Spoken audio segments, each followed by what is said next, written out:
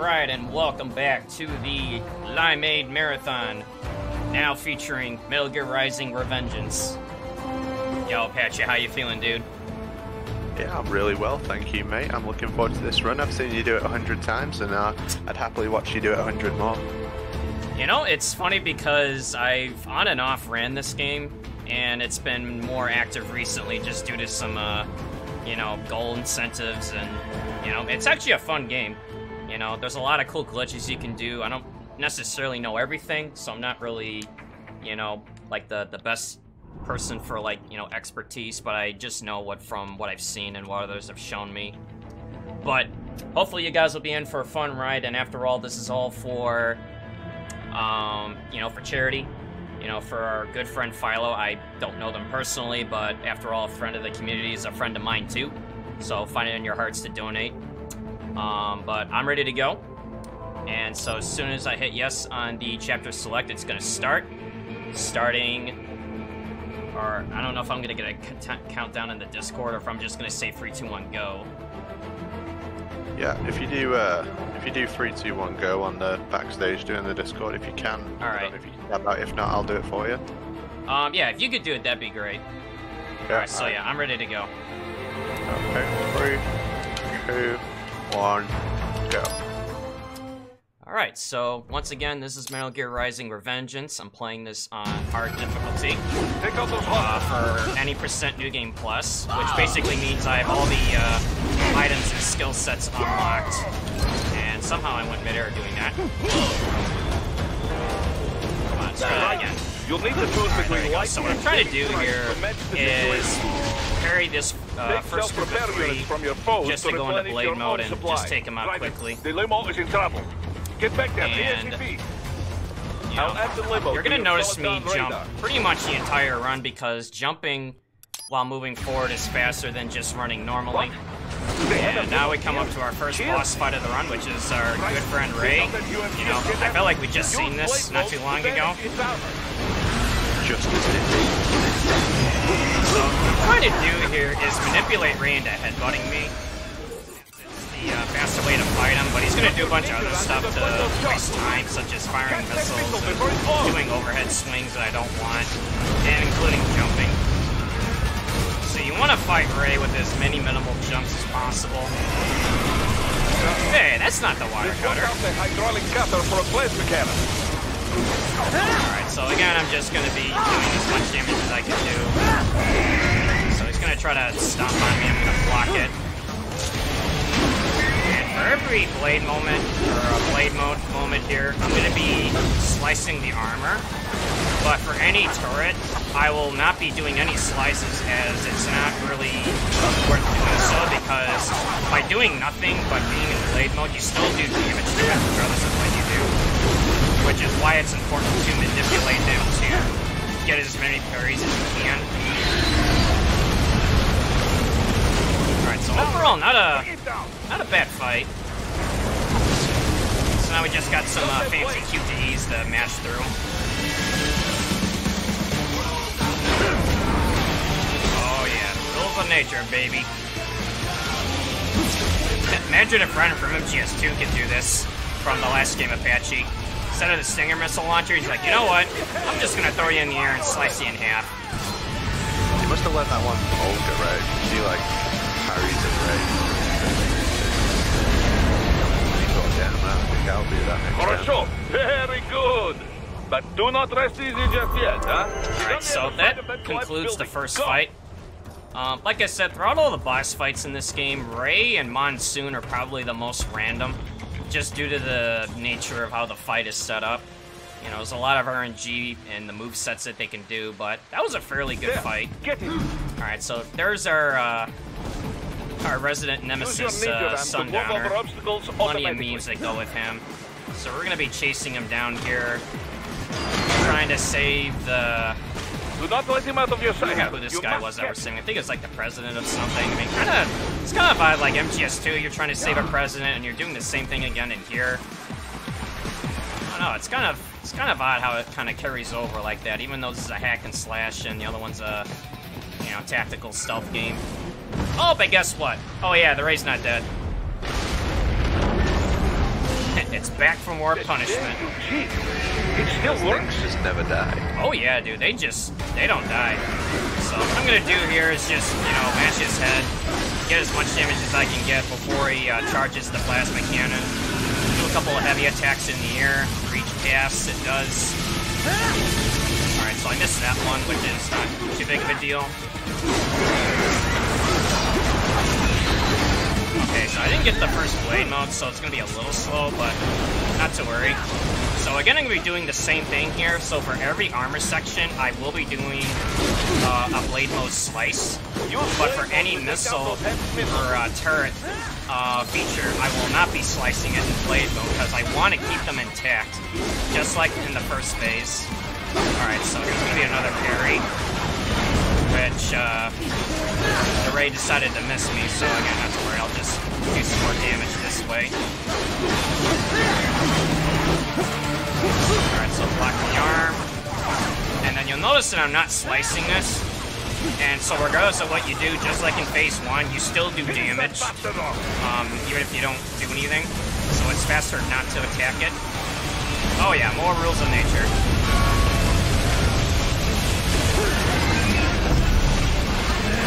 So again, you'll notice a lot of the blade mode, I just opt not to slice.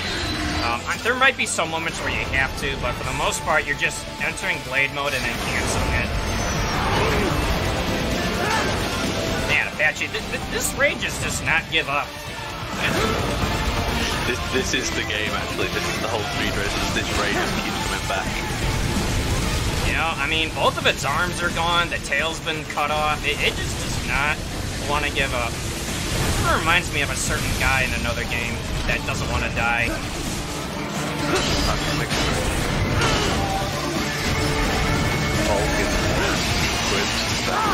Yeah, you got Volgan, you got Liquid. Shagahod's kind of like that too. The Ray is dead. Crab emoji. I mean, it's finally dead. He's headed for the front of the train. After him. Alright, Don't so... give us false hope. If that turns up later, I'm gonna be mad. Oh, dude, if the Ray showed up again after all that, I wouldn't know what to think. I mean, you saw it sliced in half, right? Yeah. Alright, so now we're coming up to our first staged boss fight, which is against Jetstream Sam. So we're intentionally taking damage because we're not meant to win this fight. So I'm just letting him hit me down to 50%. It'll transition me to the next phase. Don't be shy. Alright, so I just go to attack. Self-taught. And not half bad. And then in phase 2, I just do the same thing. You just want to lose as much HP as possible as quickly. Because you could try to fight him, but you're just delaying it.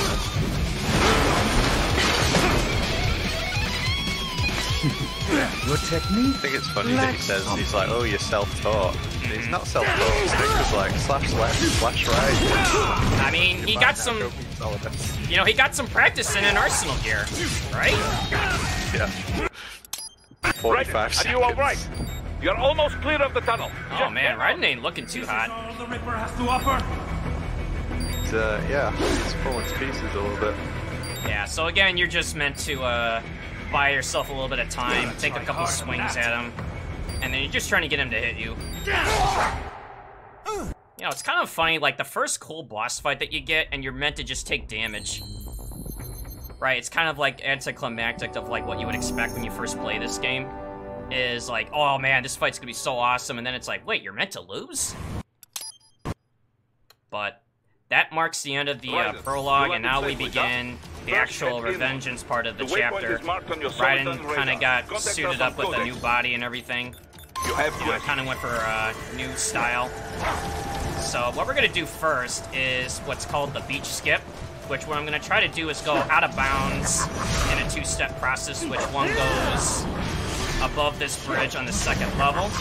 And then what you're seeing me do is called the polearm jump, which by doing a specific air combo and then going into Ripper mode in a specific frame time window, it'll accelerate Raiden in the air more than intended, just because of the Ripper mode mechanics. And so as you can see, I mean, you know, we're kind of not really meant to be up here, but, you know, normally if you climb the ledge like that, you get a scripted fight, but we're like, you know what? We don't have time for that. Raiden, this is Boris. Give me your status. Looks Good. As I also So I- still do. Yeah, that's Boris. He's a good guy. Yeah. Oh, you definitely want a guy like Boris in your corner when running this game. Hostiles in the lot right off. Alright, so you can actually do a polearm glitch here, but I opt to do the one in this next room because it's easier for me to do. So normally you have to go through this whole area and do a bunch of fights, you know, a bunch of other things that slow you down, but again, we don't have time for that, so we're gonna do another polearm jump. So we're now going out of bounds again. Alright, so the tricky thing with this is like you want to get the right height because there's like ceiling limits and you can get over them if you get the right height. So sometimes it's... Ooh. Okay, so I somehow fell out of bounds there. Back in bounds. So we're just gonna checkpoint and do it again. Alright, come on now. Alright, there we go. So we're gonna try it again here. Alright, so you want to stay along this wall. So it's not like there's a flat plane. Exactly, it's more like a narrow bridge, and if you fall off of it, you either fall through the map or fall out of bounds, you know, going back in bounds. So now we just did another polearm jump, which gets me above another ceiling limit. Which I'm gonna have to do it again. Alright, so now we just basically skipped this whole level. So normally you would have to fight a bunch of things to get here to go to Blade Wolf, but, you know, we skip all that. And what we're gonna do now is a shortcut to hit this checkpoint to start the Blade Wolf fight by falling down here, hitting this checkpoint, and then guess what? We're already in the next boss fight. Didn't have to fight a thing. So here's Blade Wolf. Now, first fight at the Revengeance portion. And then what you're seeing me use here is the armored pincer blades. But whenever I run this game, I nickname them the Scissors 61. Which is also another familiar, you know, familiar meme from the last game we just watched. But since I'm running on New Game Plus, every weapon, every technique, and all the upgrades I have are already acquired. I'm also wearing the commando skin for Raiden's exoskeleton, so it does slightly more damage. And because I'm in Ripper mode with a fully upgraded pincer blade, every charged attack I do does so much damage, which, in essence, you can recharge attack almost every boss up to a point to basically win. You know, so like one charged attack took almost like half of the HP away, and so now we just gotta hit him one more time. And just like that, it's done. Mind if I read a quick donation? Yeah. Absolutely. I'm not familiar with this donator, but it's called DLimes13, and I hope I'm pronouncing it correctly. He says, no. He's donated $4.20.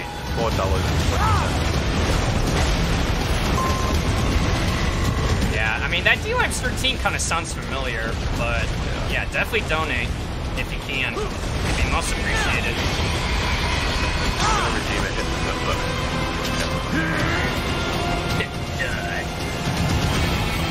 Close enough, right? You know, one thing I gotta say is, like, the game soundtrack for this is absolutely amazing. Like, I get it, not everybody likes Revengeance for what it is, but the music is absolutely epic. I honestly think you could say that about any Metal Gear game, though. Like, they literally all have amazing soundtracks. The Raiden one is no exception. It's very, very good. Yeah, definitely. Alright, so that was the helicopter fight, which, you know, before I could even say anything, it's already over. So now we're coming up to the plaza here, which we're now going to be going into the hotel area. So we're just following the rooftop to skip all these enemies here. We're not going to really fight anything. We don't need to. Now, when you get to this gate, you're told in game to go after the lead guard that has the key to open this. But again, that takes way too long, so we're just gonna take the more aggressive approach and cut this gate open. But there's gonna be a little bit of a twist, because as soon as you open this gate, you get a scripted encounter, but there's a fancy way of skipping it, which involves slowing time down for a little bit. Like this. Once you open it, you go Ripper mode, and as soon as you go Ripper mode, you go right into Blade mode as soon as you do, and because the Ripper mode mechanic slows the game down for a moment, it allows you to basically go through this door before it closes, and then skip the entire fight. I mean, I'm telling you, dude, I mean, the nanomachines that Raiden's packing, it can do some pretty crazy stuff. I mean, the guy could stop time.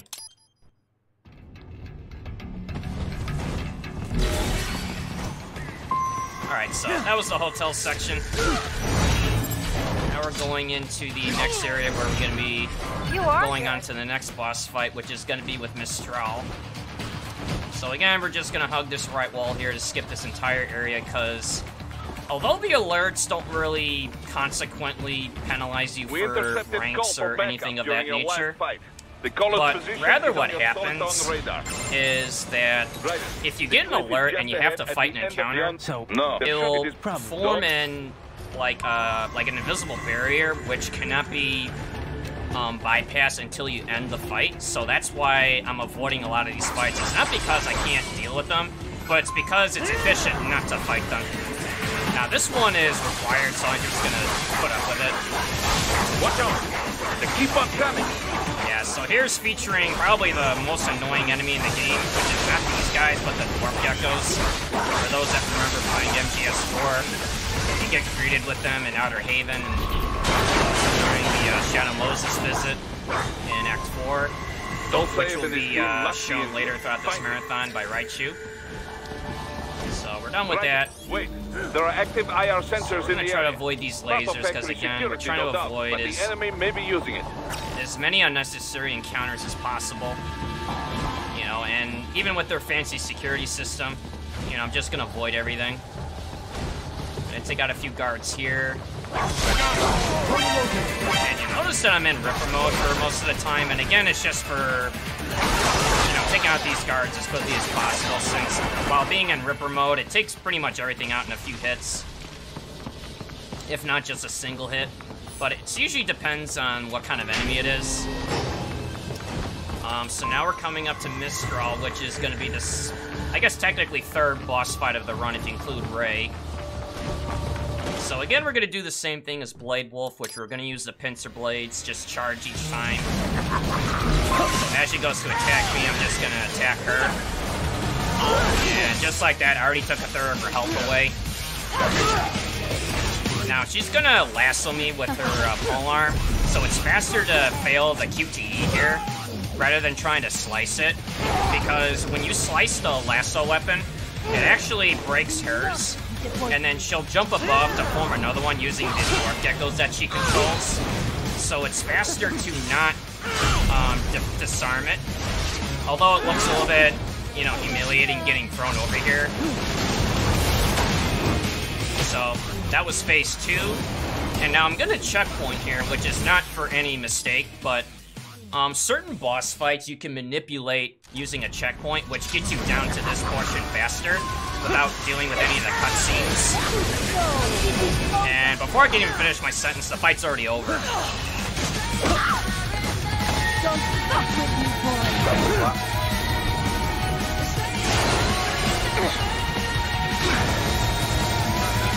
Now, I know it's faster not to slice and dice, but it's the marathon, so I'm just gonna do it for the heck of it.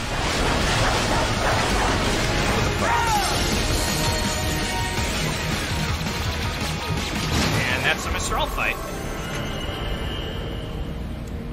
Let's see, should I turn you up in Discord, Apache? Yeah, you could try it. You could try it. Yeah. I'm gonna let them know on stream if I'm kind of worried about the enemy. Yeah, because I could either turn up my desktop, or maybe I could just try to turn you up in Discord. Alright, so here, while this loads in, I'll try to do that quickly. And then I guess if there's any other donations, you can try to address those while I try to fix this. Yeah, not at the moment, but just to reiterate, we're the Lime City community. So everyone in this marathon is a member of that community. We're pretty much all speedrunners or speedrun fans.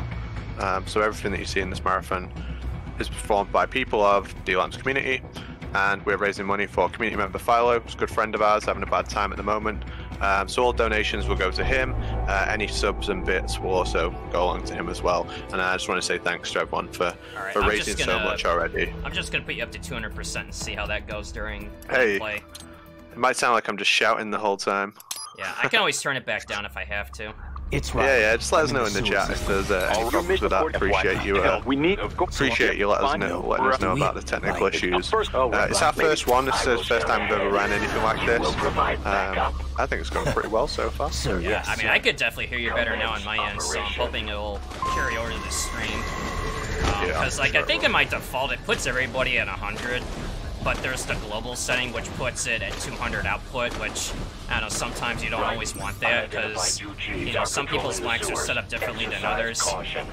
And, you know, you don't want to, you know, deafen yourself. But, yeah. But likewise, Apache said it's, you know, thank you for putting up with all the technical hiccups. You know, and just shout-outs to Apache and D-Limes and anybody else involved for putting this together.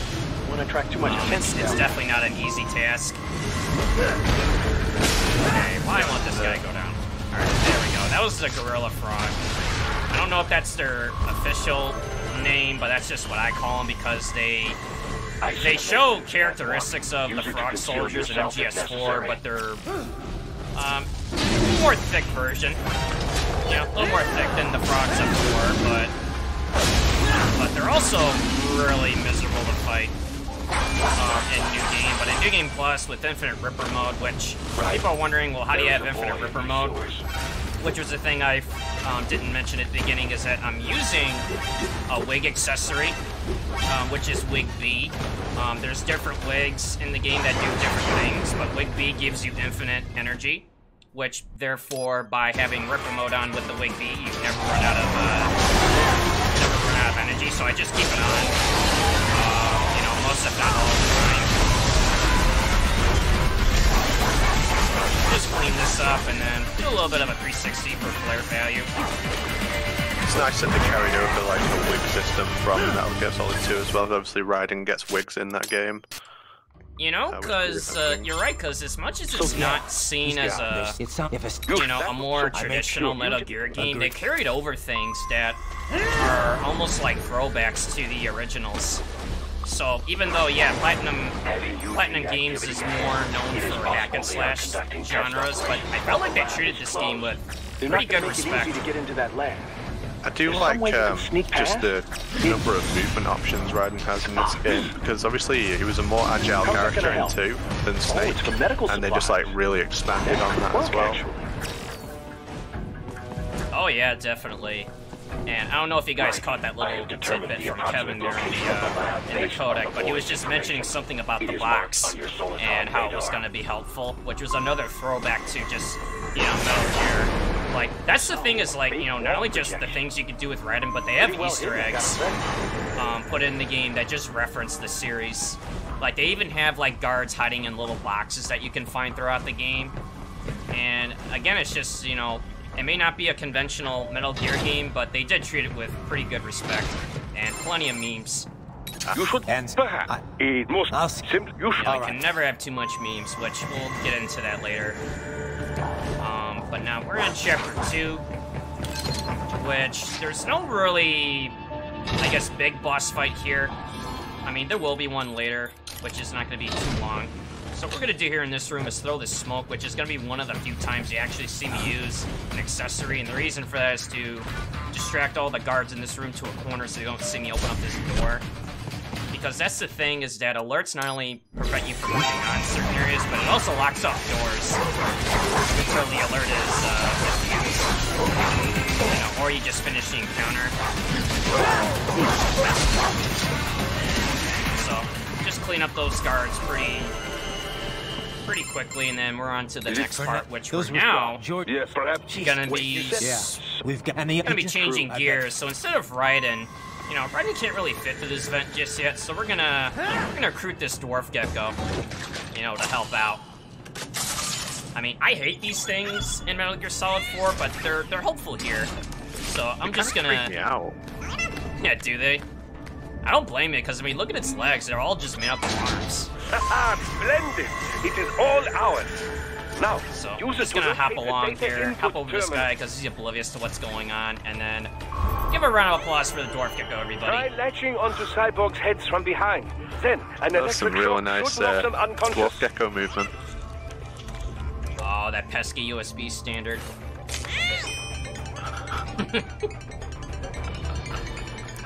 See, That's a really good joke. That's a really good joke. See, I feel like it's little things like that that do make like a big difference to some people. Because even they were trying to make fun of it. Alright, so this is just more hack and slash. But I guess while I'm just, you know, clearing this room out, if there's any other donations or maybe like some pitches to get across, this would be a good time. We're all good for the moment. I definitely want to say thank you for everyone who's been watching. Your account's been fantastic. Everyone in the chat, and especially thank you to everyone who ran in this marathon on such short notice. We literally put the submissions out a week ago, and we were able to, you know, fill a marathon so quickly. There's a lot of runs in here that I'm really looking forward to, especially to close off today. We're going to have an MGS2 trainer percent where we're essentially going to have a look at what the 80% run would look like using an external tool made by PMN. It's been making a lot of tools for MGS 1 and 2, which have been making the speedrun in the game a lot easier. So big shout out to him. The way. Push that thing back. Yeah, because like I said, I mean, you know, putting things like this together is not easy. You know, there's lots of things to have to anticipate and even, you know, unexpected issues. And, you know, I feel like, you know, you guys put this together really well in, you know, quick order. You know, especially with, you know, D-Limes was telling me before this setup was that, you know, he's never really restreamed before. And, you know, so far today it's been pretty nice. You know, I mean, for someone that hasn't really done it that much. But, you know, definitely shout outs to D-Limes and, you know, all you guys watching. And before I can even finish my sentence again, I mean, that was the grade tank unit. World March. They're just giant hunks of metal. So we heard. You know, next to the dwarf geckos, those are the most, like, sponge-heavy enemies in the game, because they take so many hits, even with Ripper mode like this, to actually defeat them. A couple of people have cheered, actually. Anonymous Cheerer used 500 bits, and Platonic Guy with 26 bits. Bits do count towards the donation goal, so we do appreciate everyone who's cheering, subbing, everything like that. Everyone, you've been absolutely awesome. Honestly, far exceeded our expectations already, and we're only in the second run. Yeah, every little bit helps, but that was Chapter 2. Nothing really too fancy with this, no big glitches or exploits, just trying to get through areas as fast as you can. Now, Chapter 3... Okay, I just failed the customize screen save boss. It's a tricky thing to avoid, so I mean, it's... I don't know, you gotta be on the lookout for it, but Chapter 3 is where things really start to get interesting. And there's gonna be a really big skip I'm gonna do later, which is gonna be known as the elevator, shaft, and subway skip. But I think for sure people just refer to it as the subway skip, because that's really what it does. So until we get there, it's just gonna be more scripted encounters you just get through. You know, take them out in quick order with Ripper mode. Joe, game audio down slightly. Oh, sure.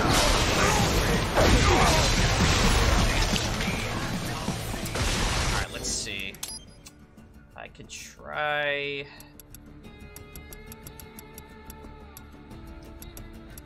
So I think one of the things that I found kind of jarring in this game at first is Raiden is just like so powerful. Like, he's just unreal. He's like anime protagonist powerful. He's like One Punch Man or something. But it does make the visuals like 1,000 times more interesting. We will proceed through the building. I wonder if I should turn it down a tad more. Let me see. I'm sure the man on the inside will let me know. See, I'll put it in, like cut it in half and see if that'll work. I can always turn it down some more.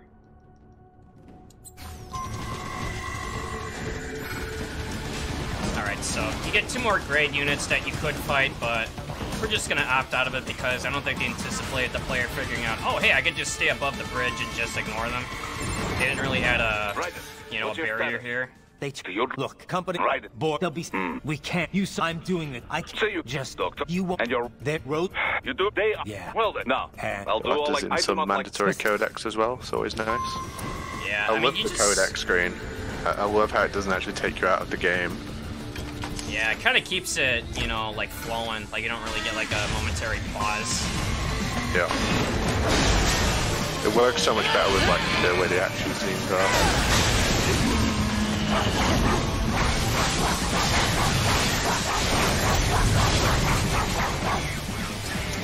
let's see. Hopefully the audio that I got is decent now.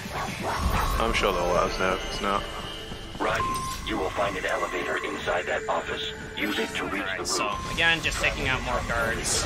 Just scripted encounters. You know, nothing too big here. But coming up is going to be where a lot of these skips are going to happen. And I just got stun-locked by an RPG.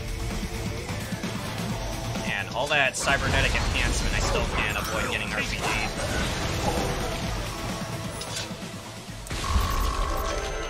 Do you find this game a lot more heavy on your hand compared to other Metal Gear titles? Do you think it all evens out?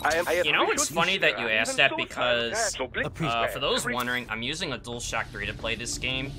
Not because of, you know, benefiting from pressure sense or not, but the analog, when you're trying to parry things, it can dig into your thumb if I use something like the DualShock 4, which I love that controller.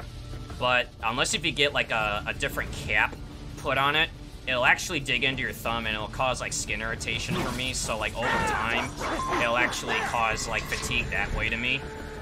But on the other hand, it can cause some physical drain just because of all the mashing you gotta do. Yeah. So like it's a good game to play like every once in a while, but nothing I could really grind out specifically. Yeah. So like what you just saw me did there is I unequipped the secondary item to empty so I could dive from one area to the next, which skips an encounter. Now, this is the big one, which is going to be in a couple stages, so normally you have to deal with a lot of fights here. We ain't got time for that, so we're gonna... Okay, maybe not do that, but what we're gonna try to do is polearm glitch up to what is normally the fence, and we're gonna get on top of it, which is not something you can normally do. So, like in Chapter 1, I'm gonna do this here. And timing is a little bit finicky, so this might take a little bit. I think the glitches in this game are absolutely outstanding. They're so involved. Alright, so as you can see, I mean, look at that view, Apache. Isn't that awesome? It's almost like you're meant to be up here. Yeah. I see nothing wrong with that. Yeah, so technically I'm on top of the fence, if you can believe it. And then I just do another dive here. So I just skipped every fight from one building to the next, as well as, like, you know, unskippable cutscenes. So now normally you have to go down this elevator, but again, we ain't got time for that, so we're gonna polearm glitch on top of this building, which you're not supposed to be here. But the devs left a conveniently placed hole here, so you just fall right through the ceiling. And if I can get it, and I got it first try, so I'm out of bounds again. So it's a little hard to see, so I'm gonna put on some infrared to give you an idea of what's going on. So that's the elevator shaft. I'm on top of the subway tunnel system, and I'm just gonna follow this wall all the way around. Do not expose And you skip everything in here, because navigating in the dark with a mix of dwarf geckos, the gorilla frogs, and everything else is absolutely terrible. But with the power of out of bounds and polearm glitches, I mean, it's a thing of the past. So you get to this section of the subway, you do another polearm jump, which is enough to get above this ceiling limit. And again, I'm just, you know, you can see on the map, I'm just skipping everything. Skip the door. You get a codec, which cannot be avoided, which is fine. And normally, when you get to this point, you're kind of screwed because, well, I can't get out. Well, you just checkpoint back in, and you're back in bounds. Pretty cool, huh? Yeah, it's very cool. I love the way the game looks when you're out of bounds as well. Oh yeah, there's a lot of things you can do, which I don't know all of them, but that subway skip is probably the biggest one that I've learned on top of all the other things. And it skips what would normally take, even with a file like this, which is a speedrunning New Game Plus file, it would probably take you at least a couple minutes just to go through everything I just skipped. And that's if everything goes smoothly, so it's a huge time saver. Enemy ahead, Raiden. Alright, so I got spotted there, so I'm gonna reload the checkpoint. So I'm not gonna try to fight here, because again, some fights add like a, you know, barrier that you can't pass through, but if you checkpoint back, you can just sneak on by here. No biggie. And now we're just gonna clear this room out.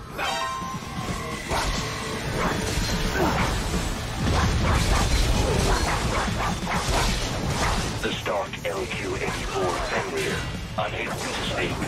A real dog has a far greater intellect. Yeah, so that's the prototype, you know, cyborg doggo, which is sort of, you know, modeled around Blade Wolf, but just not as a sophisticated version. You know, plus, like he was saying, you know, like Blade Wolf's ability to be able to speak and actually process things is, you know, why he's the more advanced version. Oh, look, I felt like we've seen him before. Old habits die hard, Jack. But now here you are, the childish soldier, fighting for the children. But you're a man on a mission. A lot of callbacks to 2. Gonna fix everything. Just you and your new sword there. Solve everything with violence. Is that it? I mean, yeah, we enjoy all the killing. I mean, isn't that obvious? That is obvious from this run. It's not like I've held myself back up until this point. But basically, in the lore of what's going on, Jetstream Sam is just getting into Raiden's head. You know, so Raiden's just kind of like, you know, not happy with himself right now. So he's gonna do this really depressing walk of shame into the next zone. Which, as we're getting through, we're just gonna set up the items we're gonna need for the next boss fight of the run, which is gonna be against Monsoon, but I call him Memesoon for people that know the game. You know, Monsoon goes into this big speech about memes and a bunch of other stuff, and you know, so hence the term Memesoon. Now, Monsoon to me is the worst fight in the game because he's the most chaotic. He is the equivalent to the Fury of MGS3, where the fight either goes really well or goes very bad. And it's because of certain things that he can do, such as smoke screens, which waste your time. You can try to get some phase skips, but if you don't get them, again, it's another time waster. But there are certain things you can do to minimize the RNG woes of just fighting them, but nothing's really a guarantee, because after all, it's RNG. Wow, funny how that rhymed, which was not intentional. But until this point, we're just kind of trudging along. It's like, man, all this crap I've had to put up with, and now Jetstream Sam's getting into his head that he's not really fighting for justice, he's just another killer. But then again, I mean, I do enjoy all the killing, because for those that watched MGS1 or played it, Liquid called it from the very beginning. Although it was to Snake, but, I mean, it applies to Raiden too, don't you think? Yeah. Alright, so we're gonna turn on Ripper mode again. We're just gonna be, you know, taking out a few of these guys while Jetstream Sam makes his appearance. So while I do this, if there's, again, any other donations or anything, there's not much of interest to see here other than Ryan just getting his butt kicked. Hey, it's all interesting, man. It's an absolute spectacle, this game. It really is one of the most impressive games. Especially out of like kind of stuff we run graphically. It really is one of the superior games. How long ago did this come out now? It's a few years, right? I think it was in... I think it was 2013? Or maybe it was earlier. Wow. It was either 2012 or 2013. I really didn't think it was that old at all.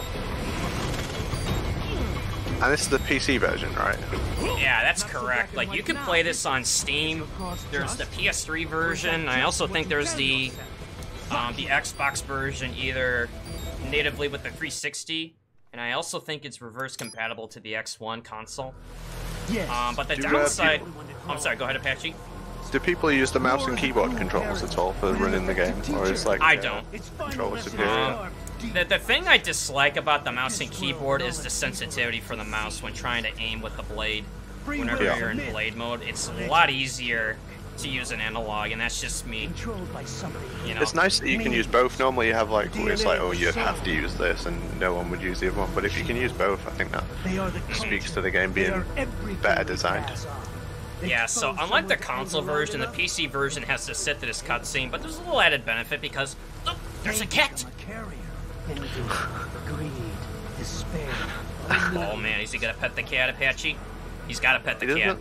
He doesn't look like one for petting cats. You can't fight nature. Wait a minute. Oh god. Wait a minute. Don't hit the cat. Oh, he's doing it. And the strong prey upon the weak. Sam, Come on, pet the cat. He pet the cat! Something that saves lives. A means That cat's like, yeah, screw now this. there's a pretty meme. Exquisite. Yeah, so while Monsoon's going on about memes and shit, we're just watching for the cat. Absolved you of guilt when you enjoyed it. You know, I'm not sure why the PC version didn't allow that scheme to be skippable, because on the console version you can. But, anyways, this is Monsoon. So I'm gonna try to... Okay, so that is not what I want. Yeah, so anytime I get an early smoke screen, I just immediately checkpoint because you lose so much time having to deal with smoke screens because he does these, you know, relentless barrage of just, you know, attacks that you cannot, you know, counter back with to damage him. So this is how you normally want it to start, where you just get a couple of charged hits in, push him into this phase where he'll start throwing some helicopters at you and some tanks, using the power of magnetism. But you're normally meant to blade mode and just slice these things up. You can just evade them by just running around and not even blade moding it. I'm assuming going blade mode is like gonna lose your time across the speedrun. Yeah, because the funny thing is, you know, this time is recorded in the leaderboards by RTA, and because of going into blade mode and, you know, checkpoints being available, like the IGT gets messed up so easily.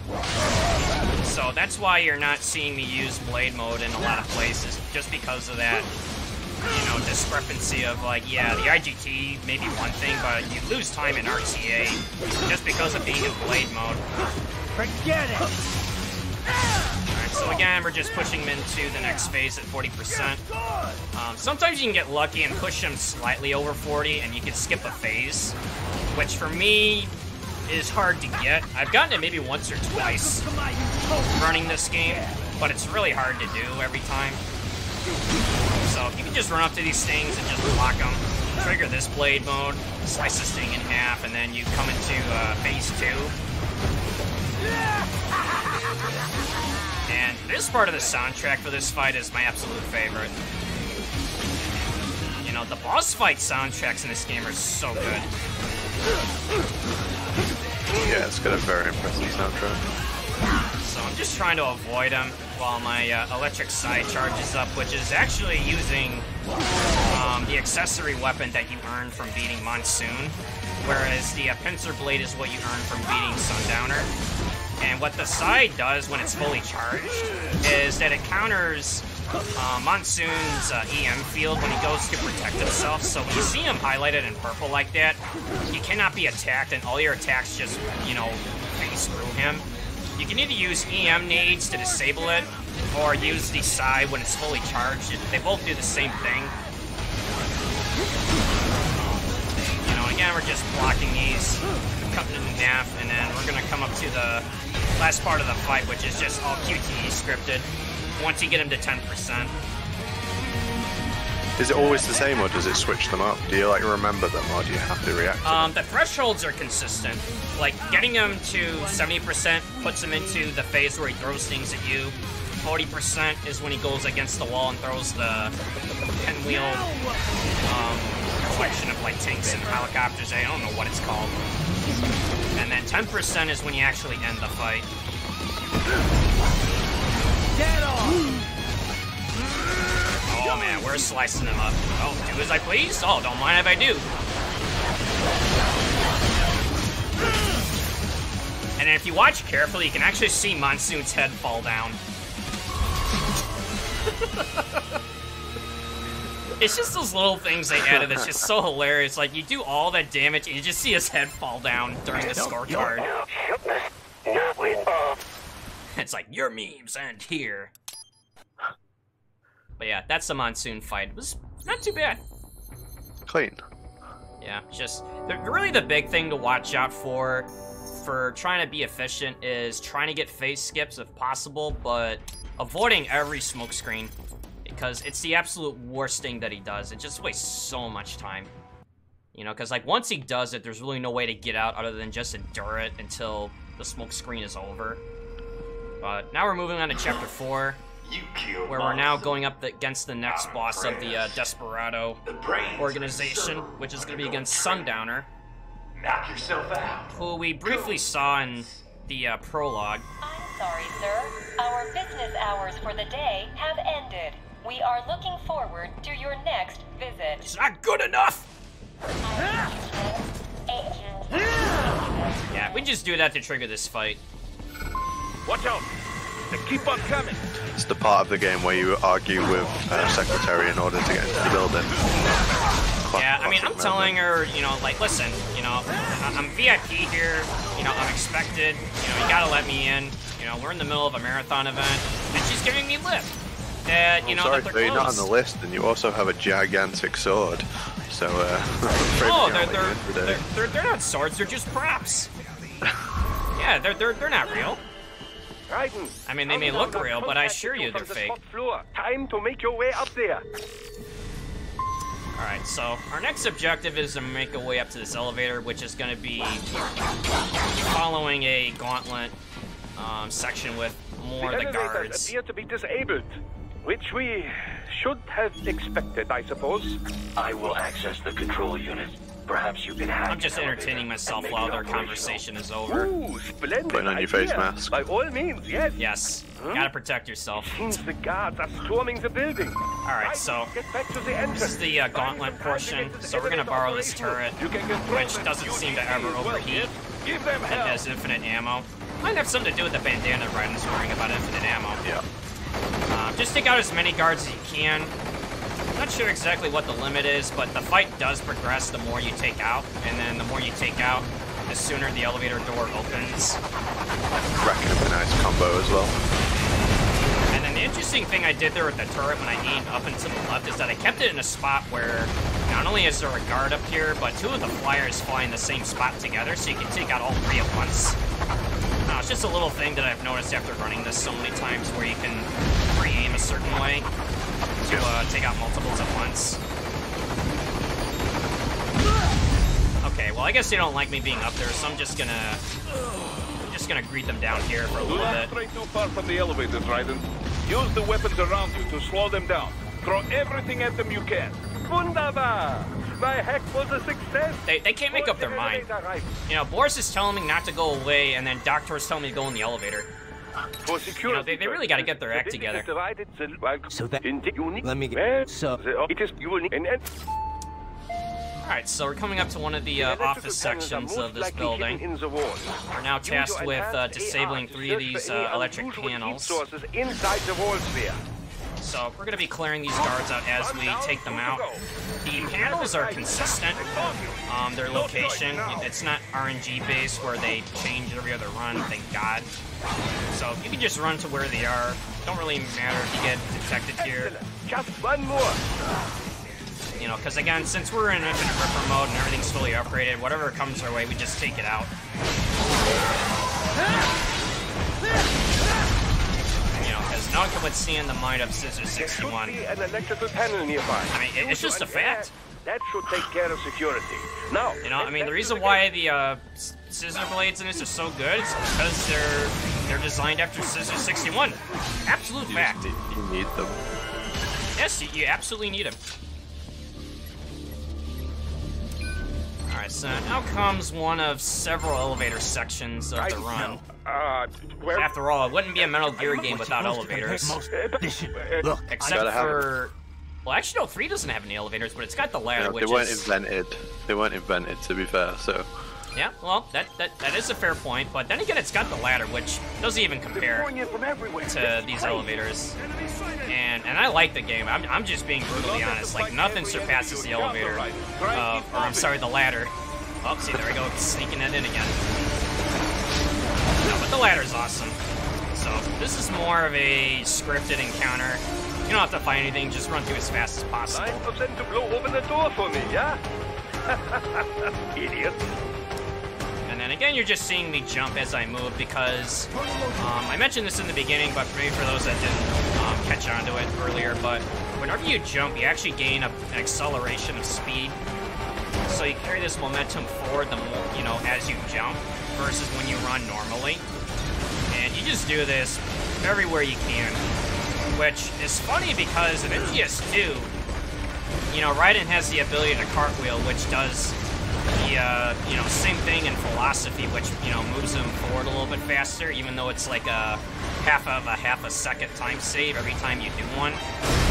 And it's ironic that they have something like that in here, which I don't think that was intended, but it was something that people have noticed when they speedrun the game, that you move faster when you jump repeatedly versus just normal movement speed when you sprint.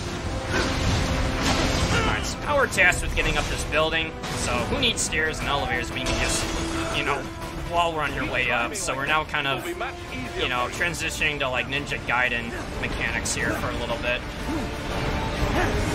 And then you're seeing me jump a lot here, and what that's doing is not necessarily boosting me forward, but the more that you jump, the less missiles that appear on the wall when the flyers are trying to hit you. Because if you run normally, you get more missiles to avoid, but by jumping, they can't really lock onto you right away. So just another minor optimization tech there. There's a very loose idea going on of how physics work in this game.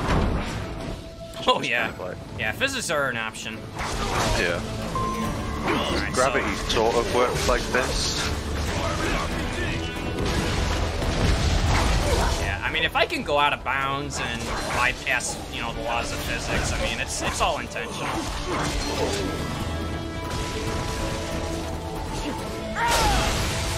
Oh, nice. I think they did a fantastic job of the scenery. Like, this is one of the nicest looking areas of the whole game, in my opinion. I know, dude. I mean, they really did a nice job with just the aesthetics of this game. Yeah, for sure.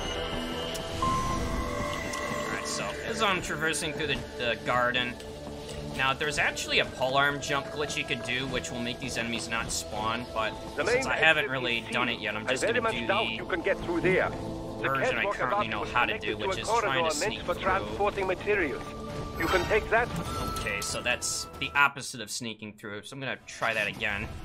What I'm trying to do is wait for that gorilla frog to turn its head the other way so I can just run past them. Oh, you pesky gorilla frogs.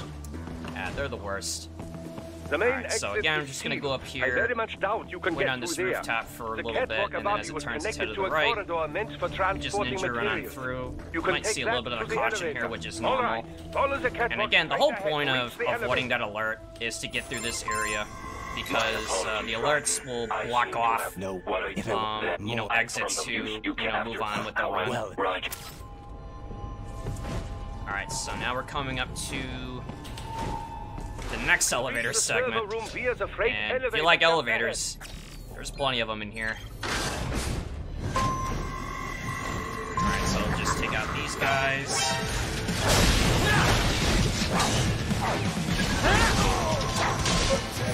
Oh, sucks to be that guy. Alright, so there we go. So while the elevator sequence starts, if there's another momentary, like donation or like announcements you like to go through, it's just pretty much just clearing this out.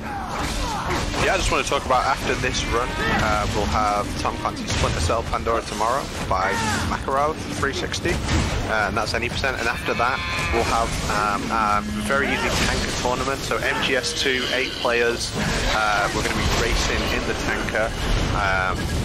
and it's a full tournament, so the first round will be best of 1, then best of 3, and then grand finals will be best of 5 as well. I'm going to be racing Joe in that. Unlucky Joe, I'm going to destroy it. And I'm just kidding. I think that's a pretty even race between me and you. Man, what a coincidence that you'd be doing comms for this as that tournament's coming up later. But yes, I do look forward to that. Not getting crushed though, but I look forward to playing it. Yeah, I look forward to being in it, watching it. It's going to be really good. Aside from me and Joe, there's Mayu, Makarov, Platonic Guy, and BMN and JMC. Sorry if I missed you. But yeah, the tanker is, what, full of RNG, SS Papega. Like, yep, that sounds about right. It's the place that you don't want to be stuck in, but it'll reel you back in every time you think you're getting out. Which is why I've named it the SS Papega, because it's the place that always keeps on giving. Much more as if Trump was at the adjacent platform.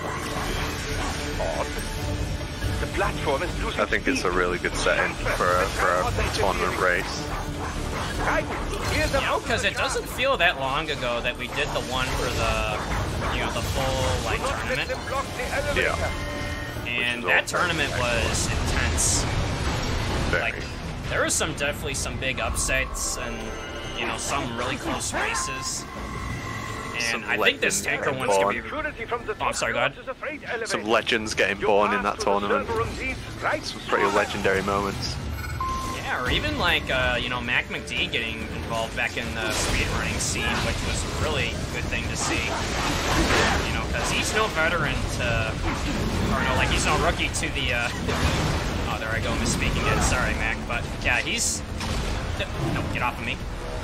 I'm trying to talk here, damn it. I think he inspired the majority of the people who run that category. Like, everything starts with Mac. If you look backwards, everything kind of starts with Mac. Yeah, like, he ran the VE category for, I don't know how long exactly before he, like, took a break. And before I ever started speedrunning, that's for sure. Yeah, so, like, he's definitely no rookie when it comes to running MGS2, and he previously ran it at ESA recently, if I'm not mistaken, which was the MGS2 PC VE version, which is, you know, the one that he's comfortable with. And what I think he's probably spent the most time on. And prior to the tournament that we held, like, several months ago, he was, like, considering taking a break from speedrunning altogether, and because of the VE tournament, it brought him back in, and it was really exciting. Yeah, and he got back into the top 3 again shortly after that tournament, achieved the top 3 time, which is much harder to do than back when, you know, he was running it before all the newer runners came along and found all this additional stuff. I mean, how long did he have record for in that category before it really got pushed again? Because I want to say that he held it for, like, at least, like, maybe like a year? Something to that effect, yeah. A good long time. I mean, because, like, that category has gone long ways since that time. But, yeah, definitely shoutouts to Mac McD. You know, definitely check the guy out at twitch.tv/MacMcD if you haven't followed him already. He's a good guy. Great Metal Gear, but not only that, but he also does, like, Silent Hill, is it 2 or 3? I forget exactly, but he does some other things out of the Metal Gear vein, but definitely a good guy to know. Alright, so we're dealing with Mistral and Monsoon again, but we're fighting clones, which are controlled by AI, so it's not the... Oh my god. Wow, I just got outplayed by a fake. Alright, let's try that again. Alright, there we go. So, the versions that we're fighting here are not exactly the same as the ones we fought before, so they won't do as nearly many of the other movesets the others have done, and they don't have, like, phase transitions nearly as long as, you know, the regular fights.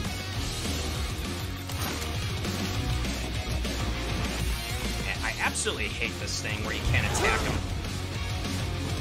Wow, look at that. No, no, no! Yeah, that's the Monsoon I remember and despise.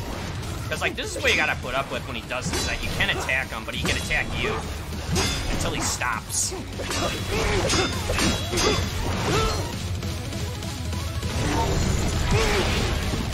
Okay, now he's beating me. I think he wanted a little bit of payback for when I sliced him up earlier. I don't blame him. Alright, this should do it. Charge up the Pencil Blade with Ripper Mode on.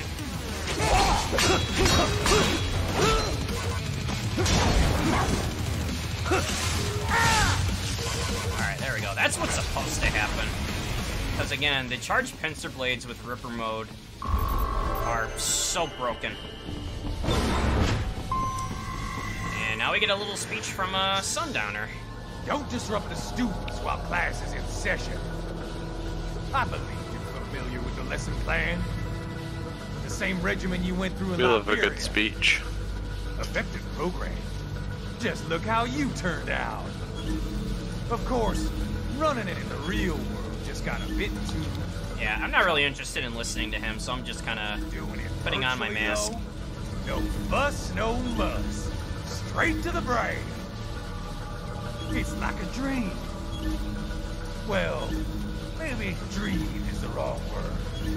They can kill some. But funny enough, I actually like this speech. Civilians. Even though I hate waiting in it. They enjoy it though. We give their pleasure centers a nice big joke every time. Plus, they get to shine a new body as a graduation present. Because like as a personal fun fact, the guy that voices Sundowner, Crispin Freeman, I actually met them at a convention probably like 6-7 years ago. And the way that he talks as Sundowner is like his natural voice. It was really surreal, like actually getting to meet and talk to them. Like after you played either, you know, things that, you know, use their voice or in this case against them. You know, it like kind of makes you appreciate it a little bit more, but now we're actually gonna fight him for real. You can be crueler than that. Did you fight him when you met him at the convention? Oh, you know I did. Yeah. Alright, so we're gonna use his own weapon against him, and he's gonna go on about him being invincible, and they can't break his shield, but, you know, can't beat the power of the Scissor 61. Can't lay a finger on Close it out. Right, keep your blade away from that shield. better not talk. I'm fucking Your body should... He actually said it. I'm actually glad I waited because I wanted to hear him say that. Because that's one of the lines that most people remember when they think of this game is him saying that he's invincible. Playtime's over, Jack. Oh, just kidding. He's not dead. It's like the theme of this game. You think they're dead? No, not actually. Oh man, we gotta take the stairs all over again. Oh wait, just kidding. We don't have time for that. Just gonna borrow one of the flyers again. You know, because even Ryden realizes that we're on a speed run, and he's gonna speed run his way back to the ceiling. I mean, I'm telling you, dude, I mean, a lot of these cinematics that they did with this are just really, really well done. Even just like the, you know, the visuals of it are really nice. Just goes to show you that anything can be a flying skateboard if you think hard enough about it. Yeah, when am I gonna get my flying drone? Alright, I like how the thing is just cooperating as well.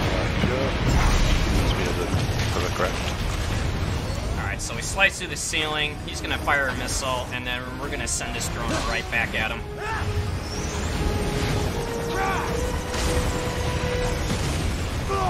Or a calculated slice and dice.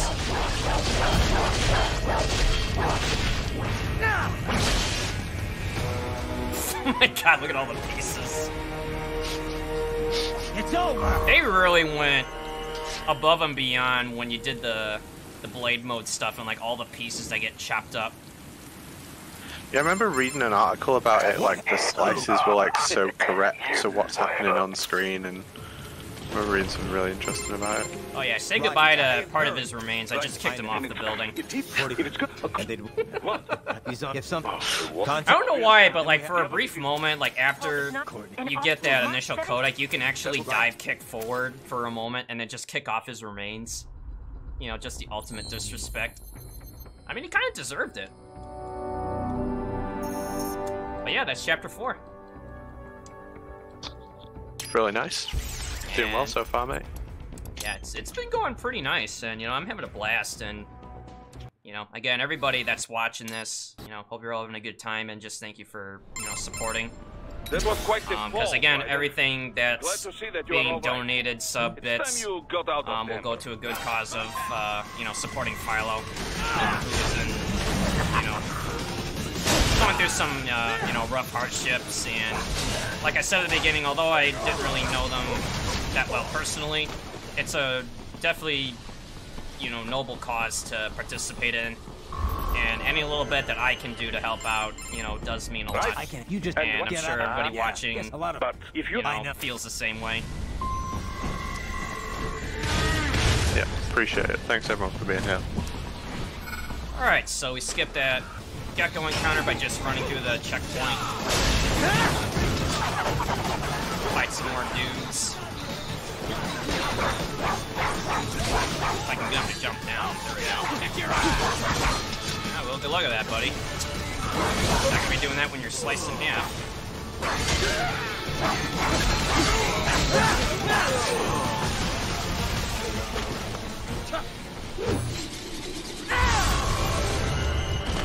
Yeah, that's just completely for flair factor. That doesn't really do anything. I mean, you gotta have a little bit of fun when you're running a game like this.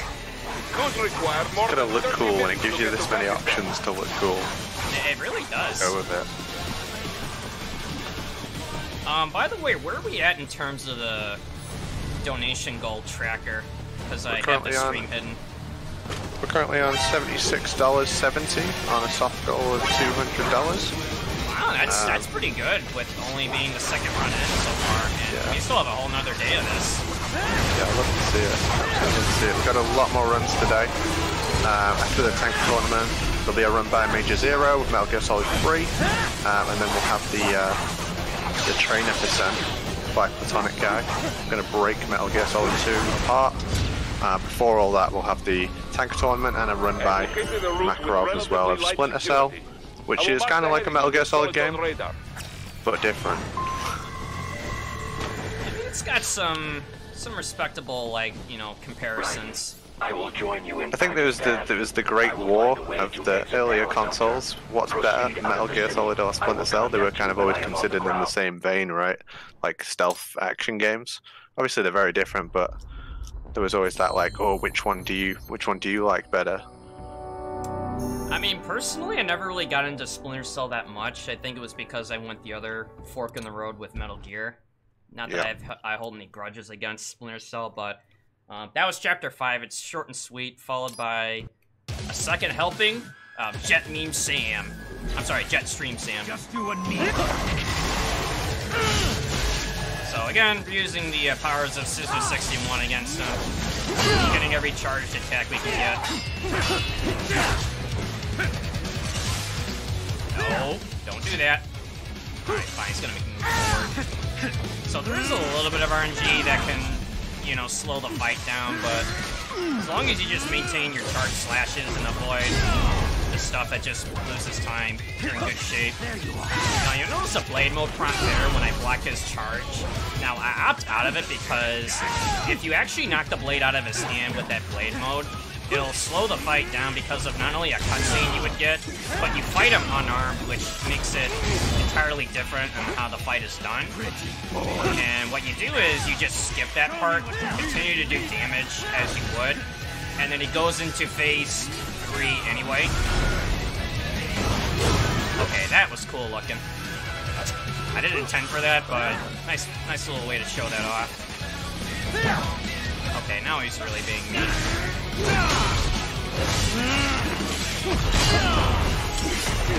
Wow, really, dude? Like, he's at, like, 0 HP, but the fight's, like, not over. Magic pixel of health. Hey, good night. Just getting started. Good night. I mean, he did say good, you know, to say good night. But yeah, so that's all it really is. It's just using as many charged attacks as you can, avoid all the slow stuff. And sometimes you get memed where you bring him down to 0 and he just keeps fighting. But that's Chapter 6, and we're starting to get near the end of this run. which is going to be with Chapter 7 as the final one, which is going to be involving another big skip with more boss fights to follow. So this is now Chapter 7. We're going to do another polearm skip, or polearm jump, which leads to a skip. Now, for those that played this, there's a lot of stuff to do. I mean, not so much in length, but there's a lot of unnecessary fights and codec conversations and things that just slow you down. So you know what? We ain't got time for that as the ongoing theme. So what we're gonna do is get to this part of the wall. We're gonna polearm jump once to get above this little like column here, or rather it's, you know, plane. And this is the hard one. We're gonna do a second one. Okay. Alright, there we go. And then once we get to the top, we're gonna slash a bunch of times, and by slashing in midair, you actually gain a little bit more height. And then once I go in blade mode at the very top, and just like that, we're over the wall. Very nice. You skip the entire level. You don't have to fight a thing. But also, as a word of warning, do not go past these containers, because although it looks like you can run freely here, there actually is like a gap where you fall through the map and then take a game over. But you just stick to the containers, and then... Wow, look at that! We're already at the next boss fight. Yeah, meet Excelsis, or Spider Gear as I call it. So we're gonna block its first attack, followed by 1, 2, a transitional, and then a third pincer blade attack to put it at 80%, which is more than enough to get him into this next phase. Because if you don't do enough damage at the beginning, you'll get a phase where he just slams the blades down repeatedly at you, and then he moves his leg forward. You know, loses too much time. And then when his leg comes down, you just do a charge pincer attack. You know, maybe a hit or two to push it over 70%, which is, again, part of the theme of, you know, HP thresholds and boss fights. And then for every blade mode, we just skip it. You don't have to really slice anything. It'll do it for you. Next, we're gonna checkpoint, which, like Mistral earlier, is meant to manipulate this where it's gonna set him up where you can do more damage. Whereas if you were to, you know, continue normally, you would not have enough time to do all this damage I'm about to do. Okay, one more. And then maybe another hit to get him to 10%. You know, Apache? That's a lot of damage! So, now we gotta go through the rest of this. This is scripted, I can't really avoid it, but I've done everything I can to push him into ending this fight as quickly as possible. All I gotta do is hit him one more time when he's done with the laser beam thing, and the fight's gonna be over. But what I'm also gonna do here is take some intentional damage, which is gonna be a setup for fighting Armstrong next, because although part of his encounter is HP based, speeding it up is also based on Raiden's own HP. So you want him to be as low as you can before finishing this fight, so you can get through part of Armstrong's thing faster. And I guess I decided to do a 360 maneuver there for whatever reason. If you're not with America, so because I got him at 10%, it's more than enough to just go into the final phase. I just hit the, you know, the leg once, doesn't matter with what. I mean, the blade's just easier to reach with. Don't get caught. Off comes the second leg. But you know what, Apache? I mean, it's not enough. Because, you know, we gotta go over the top. So we're gonna... It's like the theme of the game. Yeah, we're gonna send him flying. And you know what? That blade looks really cool, so I'm gonna borrow it.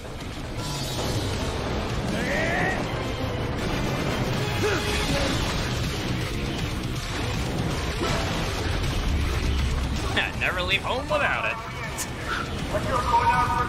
Just catch that casually. Yeah, so these QTE scripts are predictable. You know, they're the same every time. It's not, you know, randomly generated, which is a nice thing, because then you can just preemptively press the buttons, you know, as soon as it appears. So you don't have to worry about missing them exactly. And then just one final hit. Boom! Yeah, that's Simple as that, Excelsis. eh? Yeah, simple as that. And now we fight the man himself. The man of memes and nanomachines. The strong arm alchemist. He does kind of bear resemblance to the Full Metal Alchemist character.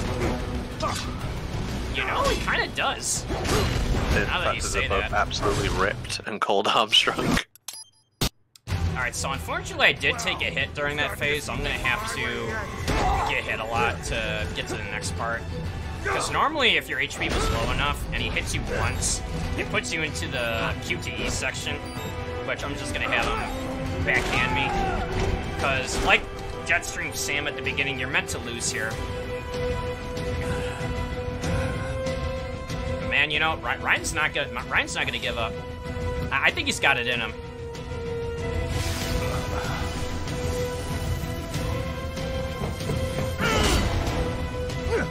Alright, here we go. Let him have it.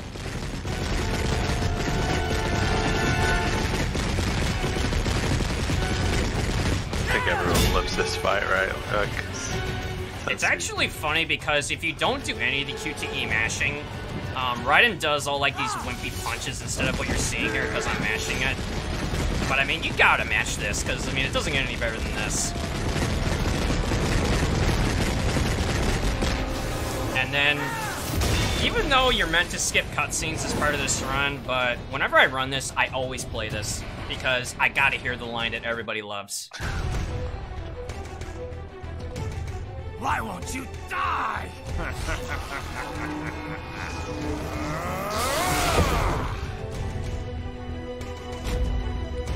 Nanomachines. Nanomachine, son. Okay, he said it.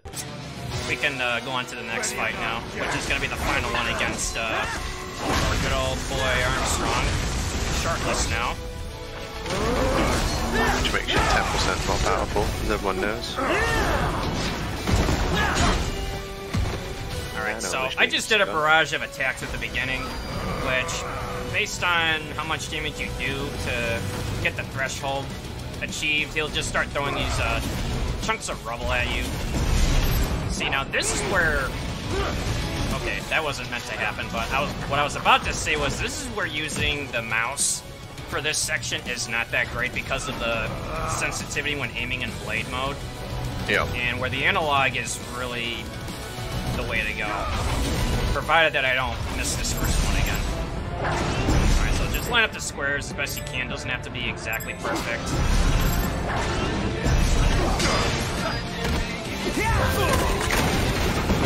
And this soundtrack for this fight is probably my second favorite behind the Monsoon one earlier. Man, look at him, man. He's jacked. And he's definitely been working out during quarantine. He just gets more ripped as the fight goes on as well. Yeah, pretty much. Alright, so I had to do a little bit of damage here to trigger this regen. So what you do is you go behind him while he's regenerating, and then the weak spot where the core that's actually allowing him to regenerate, you can do damage where you can interrupt his healing, because if you don't, he'll just continuously heal and the fight won't really end. So again, just do it a second time since I'm doing way more damage than that's needed to get him here. Says the guy with the, you know, questionable look. Alright, so now, unlike the first set of blocks where I had to slice, you can actually skip this by just running underneath it and dive under. Hey, sorry buddy, I think you missed. Alright, so now this is the final QTE. So by dodging the block and not having to cut it, he just automatically goes to charge you like this, because you got him to like 10% and under. Alright, so time's gonna come up on the last QTE prompt when I actually, you know, stab into him. So I'll give you like a heads up. It's not gonna be this one, but it's gonna be after this.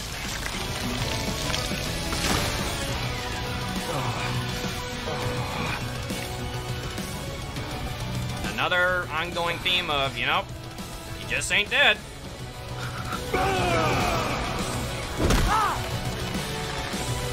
Alright, so once you get the blade back, time's gonna be coming up in like the next like 5 seconds. Alright, so and time. Well done, Joe. That was a really clean run. Yeah. Nice one. You know, I mean, I actually got the Chapter 3 elevator skip on the first try, which is really hard to do.